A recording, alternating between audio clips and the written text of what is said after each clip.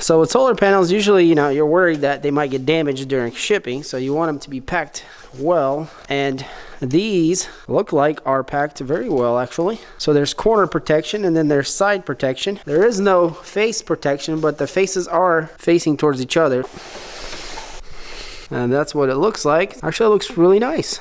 As you can see, there's pad here, quite large one, kind of wraps around and goes to the back. Then you have really good edge protection with foam inside of the cardboard. So I would say the packaging is great. So let's go ahead and remove these corners. You guys can see how much foam there is. Very nice. On the top we have the Rich Solar logo, and it's inside the glass, so that is permanent. And this is what the panels look like. So these are the more narrow and tall kind, and I think they're 42 inches tall and about 20 inches wide. And the profile on the thickness is actually quite nice. I think it's about 1.5 inches or so. So not too thick. Flip it around. So in the back here we have this diode box, I guess that's what's in there. And we have 2 cables that are coming out, which is the positive and negative. And it looks like they are a 10 gauge wire. And the wires themselves are actually quite long. So here we have the manufacturing label. So this is a 100 watt panel. Maximum power voltage is 8.6 volts. And the maximum amperage is 5.3. Now open circuit is 22 volts and short circuit is 5.7 amps and a bunch of other stats here that could be useful, like how much they weigh, 15 pounds, the dimensions right here. So it is 45 by 20 and 1.4 inches thick. So all right, so yeah, it looks like a really good panel. There's this nice aluminum frame with quite a few mounting holes around, and there is other little holes here for drainage so things don't collect in there.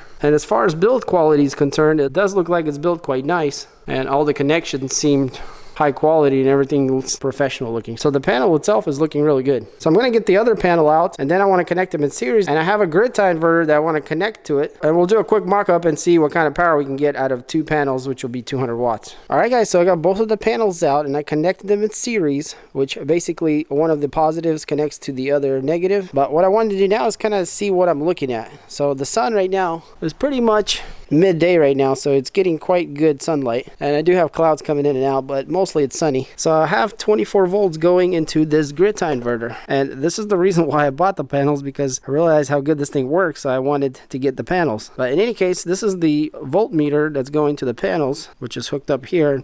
So this is not on right now. This is how much voltage we're getting out of the panels, and it actually shaded up here a second, but as the sun goes out, you can see it goes up a little higher. And so the grid tie inverter outputs to the main circuit. I have a kilowatt meter on here, and this is going to show how much wattage is coming out of here. So there is some inefficiencies obviously in the panels a bit, and then in this thing, this thing's probably only about 85% or so efficient. Let's go ahead and power it on and see what happens. So I'm going to hit the power button here, and there's a light here, and you can hopefully see it.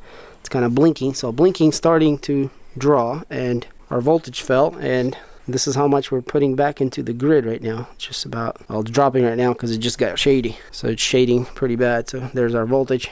But it looks like the sun's coming back out, and this should go back up here in a second. And there it goes, it's starting to go. So we have 200 watt panels, and so far we're getting pretty good output out of them. And right now there is a cloud going through. I'll be back in a second once the cloud passes. Alright guys, so it looks like we're hitting 160s, which is pretty good. And I actually seen it go all the way to 175 or 76. So it goes up there once it clears up completely. And to be honest, I'm really happy with that performance. So if I'm getting that kind of wattage out of 2 panels, out of 6 panels, I should be able to get about 450 watts or so. And that's quite encouraging. And I would say definitely a great output for these budget panels.